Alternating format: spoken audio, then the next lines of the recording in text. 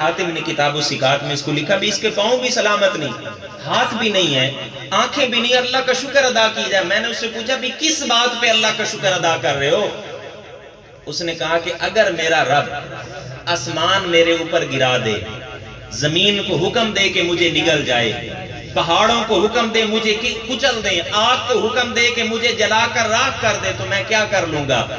अल्लाह का शुक्र है कि उसने मुझे जिक्र वाली जबान अता फरमाई है, मैं इस जबान से उसका शुक्र अदा कर रहा हूँ। कहते मैं हैरान हुआ कि ऐसे लोग भी मौजूद हैं। फिर उसने मुझसे कहा कि तुम नौजवान हो, मेरा एक काम कर दो। मैंने कहा जी बताएं, आपकी खिदमत मेरी सादत है। उसने कहा कि मेरा एक बेटा है 13 साल का, वो मेरा वाहिद सहारा है, वो मुझे वाशरूम ले जाता है, ले आता है, मेरे कपड़े तब्दील करवाता है, मुझे खाना खिलाता है, वो 2 दिनों से गायब है, अगर आप उसका पता कर दें तो बड़ी मेहरबानी होगी आपकी। मैंने कहा ठीक है मैं पता कर देता हूँ। कहते मैं थोड़ा दूर गया तो मैंने एक अजीब दिल दहला देने वाला मंजर देखा कि एक 13 साल का बच्चा है, उसकी लाश पड़ी है और जंगली दरिंदे उसकी लाश को नोच रहे हैं, खा रहे हैं। कहते मैं भी रोने लग गया कि बाबा जी का वाहिद सहारा था जो दुनिया से चला गया। कहते मैं वापस आया और बड़ा गमगीन था और मैंने बाबा जी को बताया बड़े अंदाज से कि डायरेक्ट नहीं बताता, मैंने तमीद बांधी, बाबा जी बड़ी बड़ी मुश्किलात आती हैं, परेशानी आती है, और आखिर में मैंने बताया कि बाबा जी आपका जो बेटा था ना, जो वाहिद सहारा था, वो फौत हो गया और उसकी लाश को दरिंदे खा रहे हैं। तो अब्दुल्ला बिन मोहम्मद कहते हैं मैंने सोच रहा था कि ये चीख मारेगा, गिर जाएगा, मर जाएगा, एक सहारा था वो चला गया। तो कहते उसने हाथ उठाया, अल्हम्दुलिल्लाह, या अल्लाह तेरा शुक्र है कि तूने फर्मा बरदारी की हालत में मेरे बेटे को मौत दी, मेरा नाफरमान होकर नहीं मरा, फर्मा बरदार होकर दुनिया से गया, इस बात पे मैं तेरा शुक्र अदा करता हूं। कहते फिर बाबा जी ने चीख मारी और उसका इंतकाल हो गया।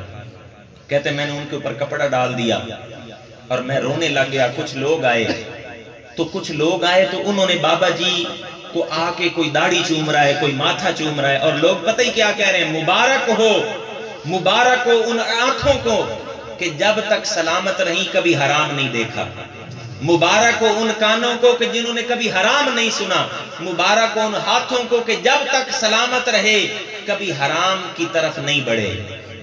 तो मैंने लोगों से पूछा भी ये कौन है? तो उन्होंने कहा आप इनको नहीं जानते? कहा मैं नहीं जानता।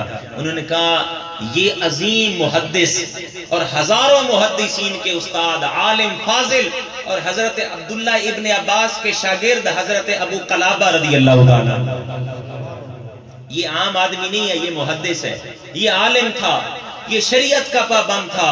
कहते मेरी चीख निकली, अल्लाहु अकबर। कहते मैंने उनका जनाजा पढ़ाया, उनको दफन किया और दिल बड़ा गमगीन था। थोड़े दिनों के बाद कहते वो बाबा जी मुझे ख्वाब में नजर आए, उनके हाथ भी सलामत हैं, पाँव भी सलामत हैं, आंखें भी सलामत हैं, जन्नत का हुल्ला पहना हुआ है। और मुझे कहा अब्दुल्ला बिन मोहम्मद मुझे पहचानते हो?